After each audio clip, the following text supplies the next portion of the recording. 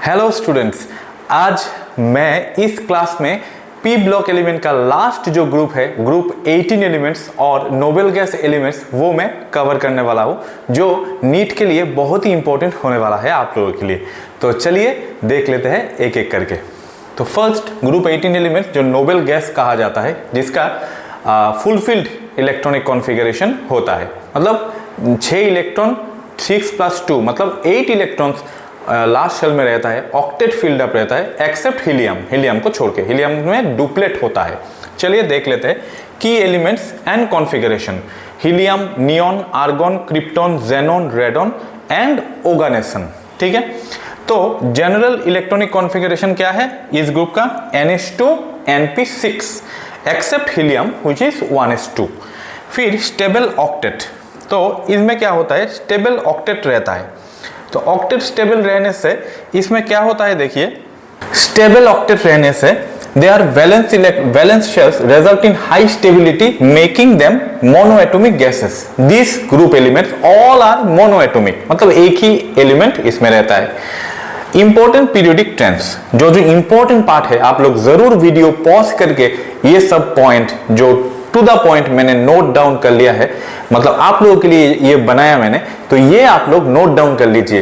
वो to the point है, important point है, जिससे क्वेश्चन ज्यादातर पूछा जाता है। चलिए, एटॉमिक रेडियस। एटॉमिक रेडियस क्या होता है? Smallest in their respective periods but increase down the group as new shells are added.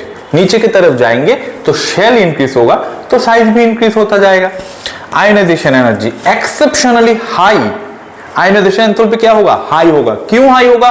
क्योंकि स्टेबल इलेक्ट्रॉनिक कॉन्फ़िगरेशन है, इसलिए। तो लास्ट शेल से इलेक्ट्रॉन इजीली निकल नहीं पाएंगे। तो high, exceptionally high due to stable configuration decreases down the group.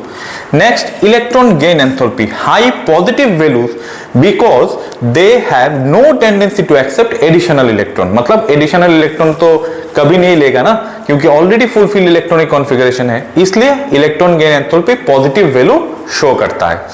Next, physical state. Physical state में क्या है? Colourless, odourless, tasteless. They have very low melting and boiling points. Melting boiling point भी इसमें मैंने इंक्लूड कर दिया, तो physical state के अंदर ही आता है, ये अलग पॉइंट नहीं बनाया। तो इसमें देख लीजिए, मेल्टिंग और बॉइलिंग पॉइंट बहुत लो होता है, क्योंकि इसमें weak van der Waals force रहता है। और सोल्युबिलिटी इन वाटर भी इसका क्या होता है? लो solubility in water.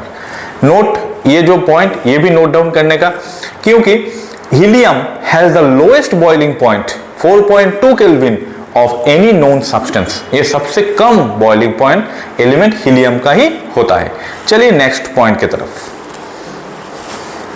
Chemical properties and xenon compounds. तो देखिए, इसमें originally thought to be completely inert heavier noble gases like xenon can form compounds with highly electronegative elements like fluorine and oxygen. मतलब xenon बाकी सब compound formation नहीं कर पाता है, मगर xenon ऑक्सीजन और फ्लोरीन के साथ कंपाउंड बना सकता है। क्यों? क्योंकि इसका आयोनाइजेशन एंथैल्पी लो होता है। नीचे की तरफ जाएंगे तो xenon मिलेगा, तो xenon का आयोनाइजेशन एंथैल्पी क्या होता है? थोड़ा लो होता है, इसलिए ये इलेक्ट्रॉन छोड़ के मतलब कंपाउंड इजीली बना पाता है। फर्स्ट कंपाउंड xenon हेक्साफ्लोरोप्लेटिनेट, ये जो है ये सिंथेसाइज्ड हुआ बाय नील बार्थलेट इन 1962। xenon का जो फ्लोराइड्स होता है वो क्या क्या? XCF2 जो लीनियर शेप का होता है, XCF4 स्क्वायर प्लानर होता है, XCF6 डिस्टॉर्टेड ऑक्टाहेड्रल। फिर देखिए, they are powerful fluorinating agents and are readily hydrolysed. मतलब ये फ्लोरीन ऐड कर सकता है ना, इसलिए इसको फ्लोरिनेटिंग एजेंट कहा जाता है, और हाइड्रोलाइज भी इजीली हो पाता है। xenon oxides XCO3 pyramidal and XCO4 tetrahedral shape का होता है। XCO3 is a colourless explosive solid. All group 18 are insoluble in water. Noble gases conduct electricity and exhibit fluorescence, which helps to maintain a safe environment. Krypton forms krypton difluoride, whereas xenon does not due to krypton's higher ionization energy. ठीक है, ये exceptional point है, ये आप लोग जरूर note down कर लीजिए। Major uses for NEET helium, देखिए important, helium used in filling meteorological balloons as a cyanogenic agent for and as a diluent for oxygen in deep sea diving। Solution chapter में already आप लोग पढ़े हुए हो कि हीलियम का ये जो यूज ये आप लोग ऑलरेडी सॉल्यूशन चैप्टर में पढ़ चुके हो। चलिए next, neon primarily used in discharge tubes and fluorescent bulbs for advertising science. इसमें नियॉन यूज होता है। Argon provides an inert atmosphere for high temperature metallurgical process, मतलब आर्क वेल्डिंग में यूज होता है and used in incandescent bulbs. Next, radon, ये use होता है रेडियोथेरेपी फॉर कैंसर ट्रीटमेंट। अब एमसीक्यू प्रैक्टिस कर लेते हैं। देखिए, which of the following noble gases do not occur in the elemental state in the atmosphere. Elemental state में जो ऑकर नहीं करता है कौन सा है? हीलियम, नियॉन, आर्गन और radon. Definitely radon, radioactive element है इसलिए।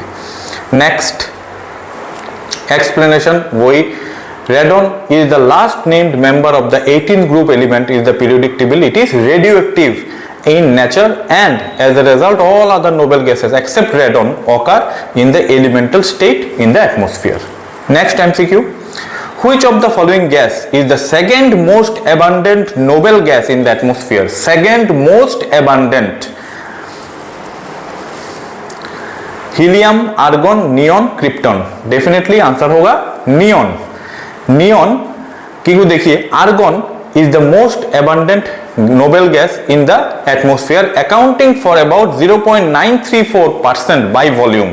Neon is the second most abundant noble gas in the atmosphere, about 0.00182%, followed by helium as the third most abundant noble gas, about 0.000000524%।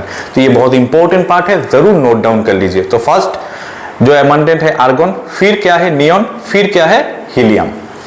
Next question, what is the half life of radon? Half life कितना होता है radon का?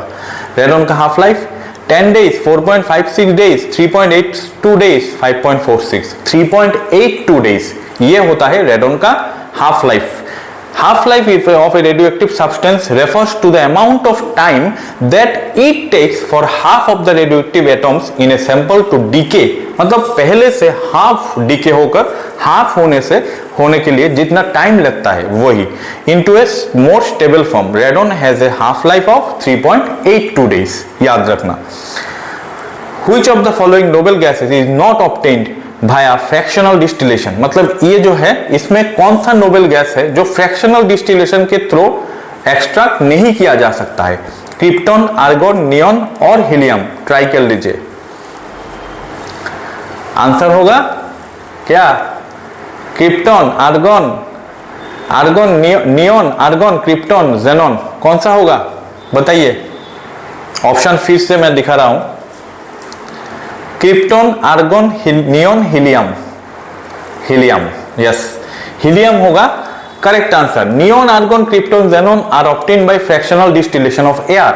Fractional distillation of liquid or air gives oxygen, nitrogen and mixture of noble gases. The individual noble gases are then separated by absorption over a coconut charcoal which absorbs different gases at different temperatures. मगर helium नहीं होता है इसके through. Next, what is the boiling point of helium? Helium का boiling point 7.8 kelvin, 0 kelvin, 4.2 kelvin और 3.7। उस समय मैंने नोट में ये पॉइंट रखा था, आप लोग जरूर देख चुके होंगे।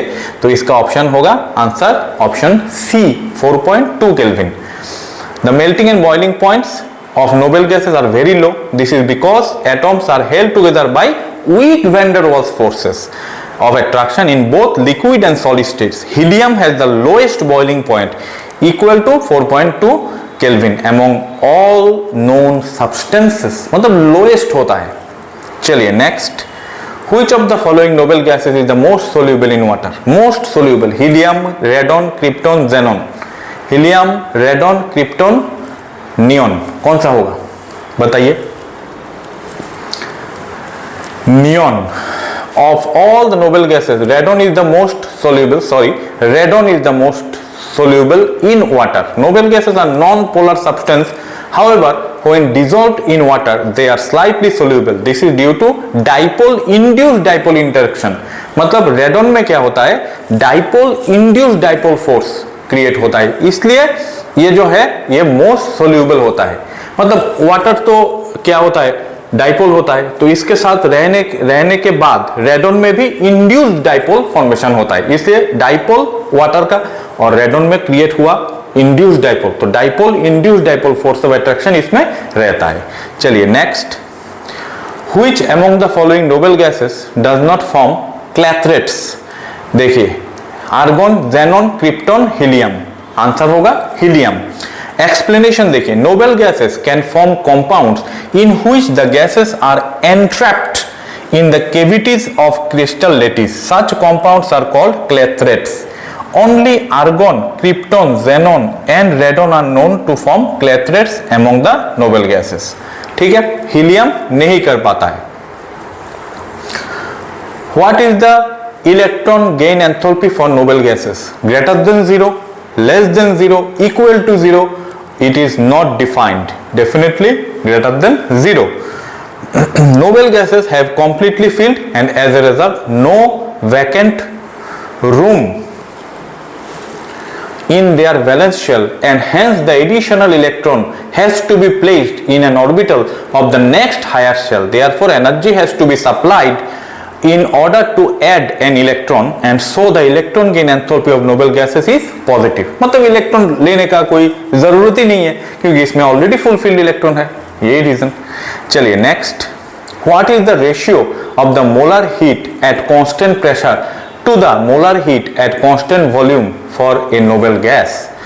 Option 1 1.5, option 2 or B 1.6, option C 1.73, option D 1.37।